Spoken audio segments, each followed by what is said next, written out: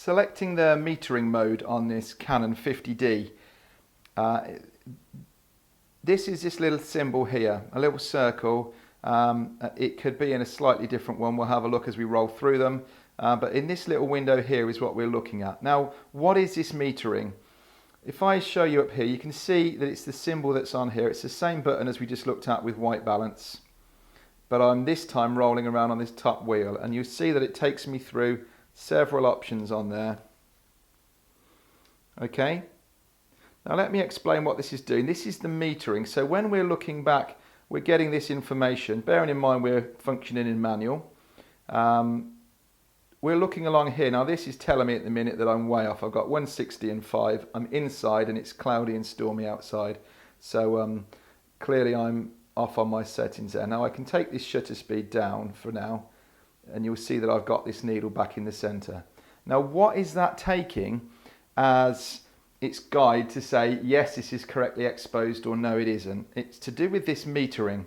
And as it's set at the minute, where you've got the brackets around the side and the dot in the center, that is the most general purpose setting of that. That's really looking across the whole of the picture and saying, how well exposed is this? So it is allowing for dark areas, for bright areas.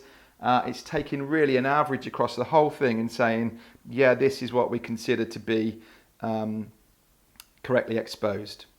Now if I drop this down one, so we click on here, roll this top wheel across and just press the shutter speed or wait and it will move itself. This is a partial metering. So what this is doing is looking really just fairly in the center of the viewfinder. I'm doing this to show the image, not looking at the camera. But you have a spot in the center of your image, about 6% of your viewfinder area, and it's looking at that area and it's saying, how well exposed is this?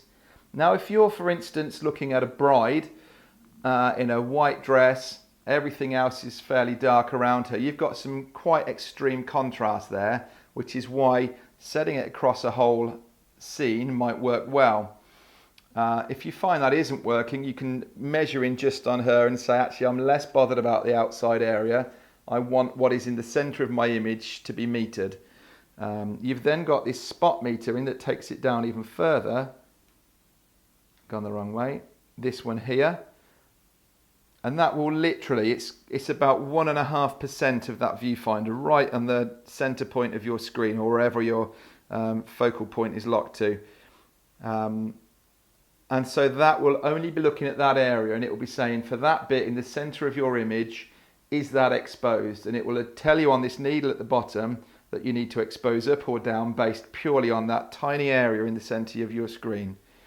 Now the last setting along here is one that's got nothing in there at all, and that's our center weighted average. So what that's doing is it's looking at the center, but then it's pulling it out a bit and taking the rest into account a bit, but it's weighting its priority really on that center. Now as I say, I wouldn't play around with this particularly. I would leave it set on here, and it's quite easy to remember. You just want as much in there as possible. All the others, there's an empty one, there's a little dot, there's the edge on its own, or there's everything included, and that's what you want. Leave that on that mode. I have my camera set on that all the time, and I'm really just pointing this out because if you're getting problems, it may well be that that is set wrong.